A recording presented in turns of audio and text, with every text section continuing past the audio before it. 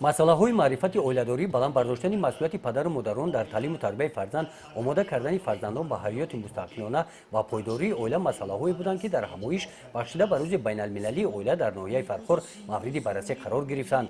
дар ин чорабинӣ дар баромади муовини раиси ноҳия зикр гардид, ки ҳукумати кишвар ба занону бонувон эҳтироми хоса зоҳир менамояд ва дар якчанд барномаи давлатӣ стратегия ва консепсияҳо дурнамои фаъолияти занон ва нақши онҳоро дар мақоми роҳбарӣ, таҳкими давлатдорӣ, солимии ҷомеа ва пойдории оила таъкид намудааст. ҳамин аст, ки дар ноҳияи Фархор дар соли 2019 дар ин самт ба натиҷаҳои назаррас ноил гаштанд.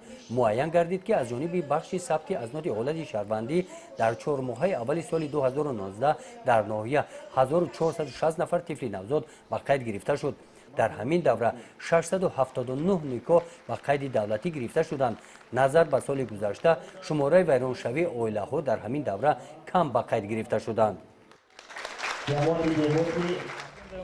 мақомоти сабти асноди ҳолати шаҳрвандӣ барои пойдор ва мустаҳкам нигоҳ доштани оилаҳо ва барои пешгирӣ кардани вайроншавии оилаҳо тамоми чораҳоро меандешад, корҳои таблиғотию ташвиқотӣ мебарад ва аз ҷумла бояд қайд намоянд, ки имрӯз бо ташаббуси бахшҳои сабти асноди ҳолати шаҳрвандии ноҳияҳои Фархор ва Босе бо роҳбарии мудири шуъбаи раисати асноди ҳолати шаҳрвандии Вазорати Адлияи Ҷумҳурии Тоҷикистон дар вилояти Хатмон муаллима Сафарзода китобе таҳия карда аз чоп бароварда шуд, ки он китоб ҳамчун роҳнамо барои навхонадорон ҳамроҳ бошед доимо аз чоп баромад ва ба мардум бо мақсади таблиғоту ташвиқоти пешгирии вайроншавии оилаҳо ва пойдории оилаҳо ба мардум пешниҳод карда пешкаш карда шуд.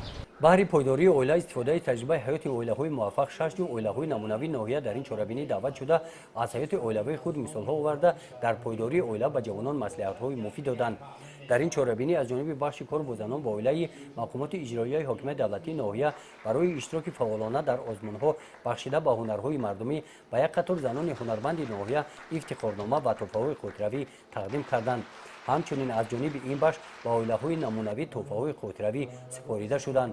дар муҳити идона ба 3 ҷуфти оилаҳои навбунёд шаҳодатномаи акти никоҳ ва ба 2 тифли навзод шаҳодатнома дар бораи таваллуд ва тӯҳфаҳои бахши сабти асноди ҳолати шаҳрвандии ноҳияи Фархор супорида шуданд.